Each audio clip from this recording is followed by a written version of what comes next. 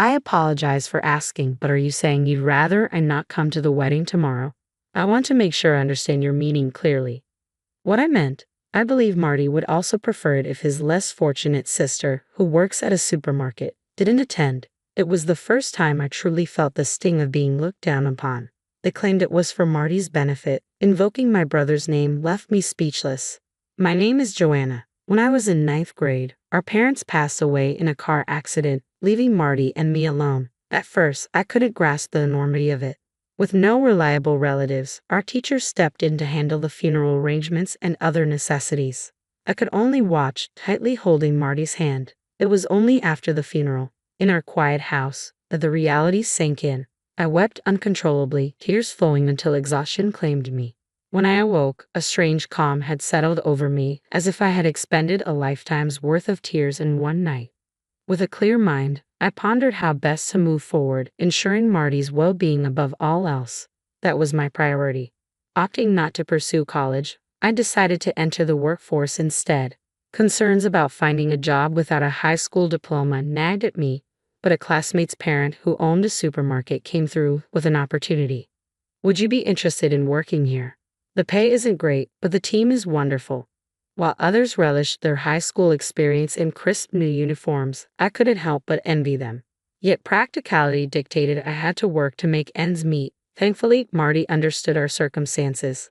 When he returned from school, he pitched in with dinner and chores. Knowing Marty's kind nature, I wanted him to keep enjoying what he loved most, playing soccer. Marty considered quitting due to the travel costs for matches, but both the coach and I persuaded him to stay. I might be biased, but I truly believe Marty has a natural talent for soccer. On game days, I would either take time off work or rearrange my schedule just to be there to support him. Initially, other parents were taken aback to see a sister, not a parent, cheering Marty on.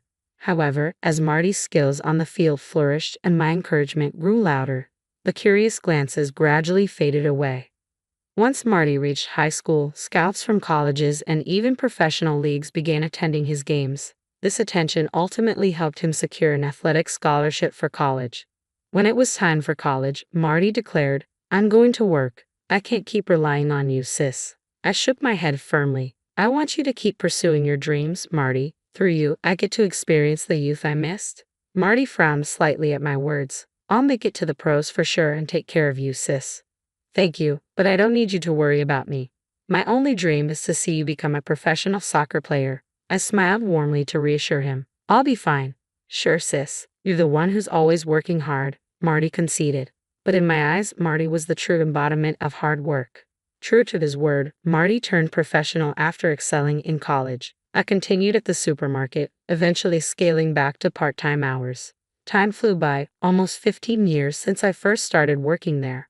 One evening during a break, a text from Marty lit up my phone. It read, "There's someone I want you to meet." I jumped up in excitement, momentarily forgetting I was in the break room at the supermarket. The news that Marty had found someone special filled me with such joy that tears streamed down my face as I shared the story with my coworkers and manager. Marty had always been a good-natured kid, hardly ever asking for anything. He shed his rebellious streak entirely after our parents passed away. He even considered giving up soccer, his greatest passion, just to support me. And now, I was about to meet someone who meant a lot to him. Could I be any happier? The text message contained all the details, date, time, and the name of a restaurant in a nearby hotel. When I shared the news with my coworkers, they insisted, "You've got to dress up." I was usually mindful of my appearance, but I didn't own anything particularly fancy. After finishing my part-time shift, my coworkers insisted on taking me to the shopping district. We visited boutiques I rarely frequented, trying on various outfits until I settled on a classy yet simple dress. From there, we ventured to a large mall where I splurged on branded makeup and received a tutorial. Despite the exhaustion that comes from shopping after work, it felt like a welcome release. I had eagerly anticipated this day, counting down on my calendar for weeks. A few days later, I nervously sat in the hotel lobby where we had agreed to meet, dressed in the outfit I had chosen with my coworkers' help. My attempt at makeup followed the tutorial I had received, hoping I had done it justice. As I anxiously waited, I suddenly heard a familiar voice behind me calling out, "Sis." Slowly turning around, I saw Marty in a suit standing beside a stunning woman with long hair. "Sis, you look stunning." I made sure to dress up too, Marty exclaimed proudly as he introduced me to someone special. I chuckled at his remark, which seemed to please him. Let me introduce you. This is my fiancée, Vanessa. It's a pleasure to meet you. I'm Vanessa, your future sister-in-law. She greeted me warmly. Receiving such a gracious welcome from such a striking woman only added to my nerves. Managing a smile, I replied, I'm Marty's sister, Joanna. After the introductions, we decided to move to a nearby restaurant. Once seated, conversation flowed as we discussed various topics. Vanessa comes from a well-known family around here, and her father is apparently quite wealthy. Marty has told me about you. After your parents passed away, you've been like a parent to him. Parent-like, I wouldn't say. Don't be modest. You gave up high school for me and went to work. Wait, you didn't finish high school? Yeah, I started working right after middle school at a supermarket. It's been 15 years now. Just then, something felt off. Though Vanessa was nodding and making cute faces, it felt like she was looking down on me from behind her eyes. I initially dismissed it as my imagination, but then I caught her disdainful expression when Marty wasn't looking. That dress looks lovely on you, she complimented me, yet the way she appraised me from head to toe and snickered quietly confirmed my suspicions. She was definitely looking down on me. Next year, we're planning to get married, Marty announced somewhat sheepishly. Honestly, I wasn't overjoyed, but if this was Marty's decision, I had to support him. All I could manage was a broad smile as I congratulated them. As our meeting concluded, I had my doubts, but if they were happy, who was I to intervene? I chose to let it pass. Days flew by, and suddenly Marty's wedding day was upon us. As I prepared my outfit and gathered necessities, Vanessa's call interrupted me. I quickly returned it, concerned about the reason for her call. I'm busy too. Could you get to the point? Her abrupt greeting caught me off guard. I apologize for running late. It's my fault, I said sincerely. On the other end, Vanessa sighed audibly before delivering a surprising request.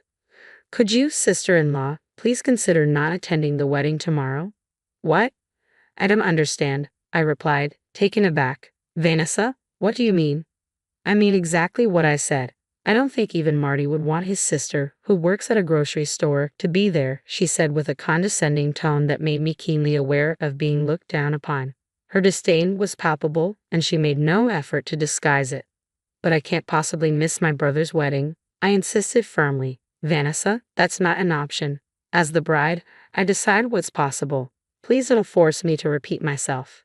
It's also for Marty's sake, Vanessa countered, a statement that left me with little room to argue. The guest list for the wedding included Marty's coach and teammates, as well as influential figures from Vanessa's family's business circles, people often referred to as elites. I couldn't shake the feeling that my presence as a high school dropout might disrupt the ambience. Marty might reassure me, but I'm sure others won't feel the same.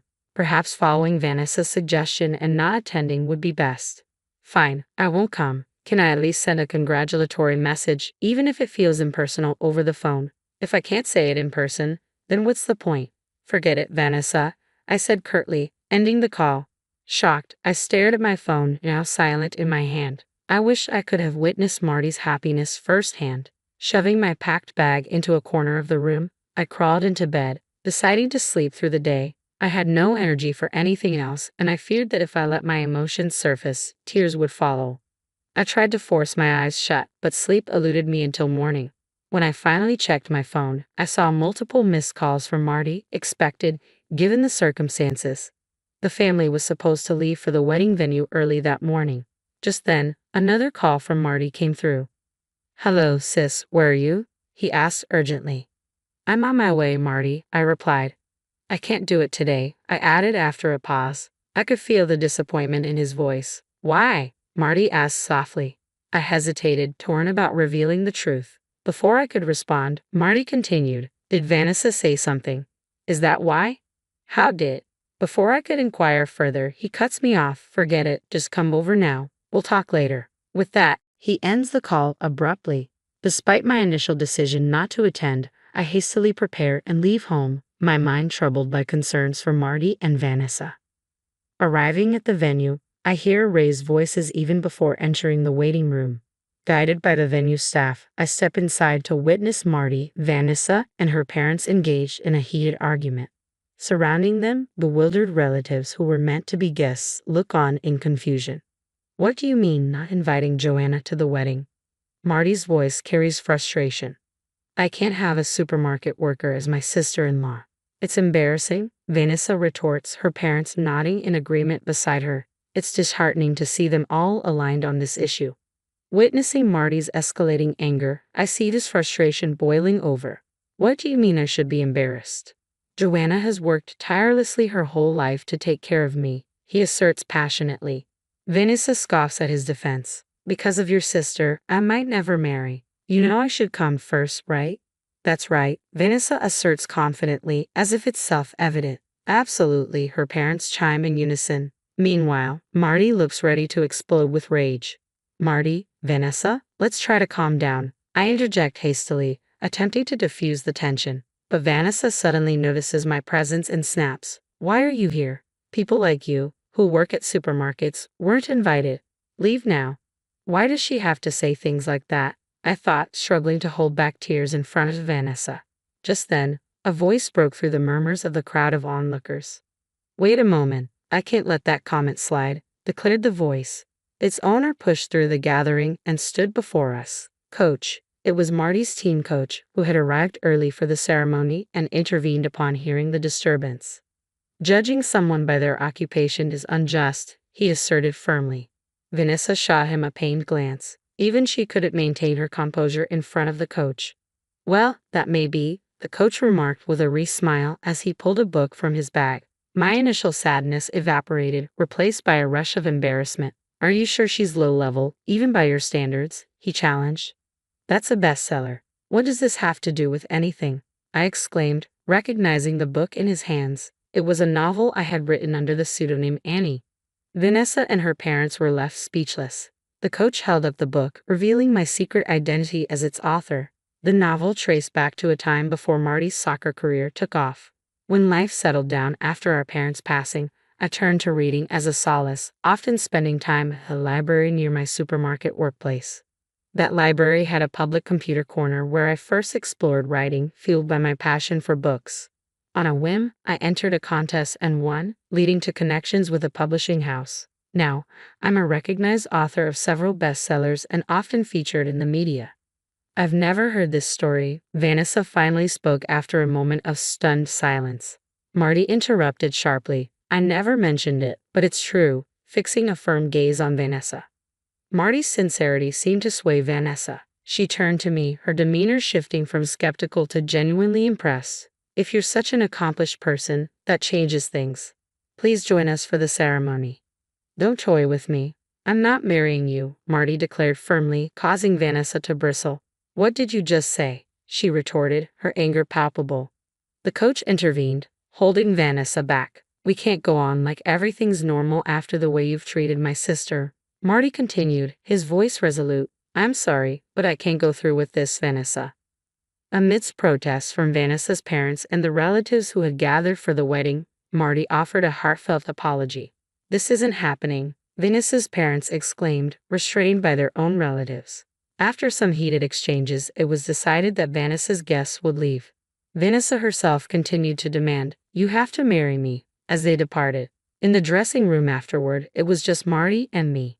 Mary slumped onto the sofa, looking utterly drained. Are you sure it was the right decision to call off the wedding? I couldn't resist asking, though I knew it might reopen old wounds. Marty let out a bitter laugh. Being the soccer player means your time in the spotlight is limited. I don't think a marriage with Vanessa, who's so focused on her career, would have lasted. His words made sense.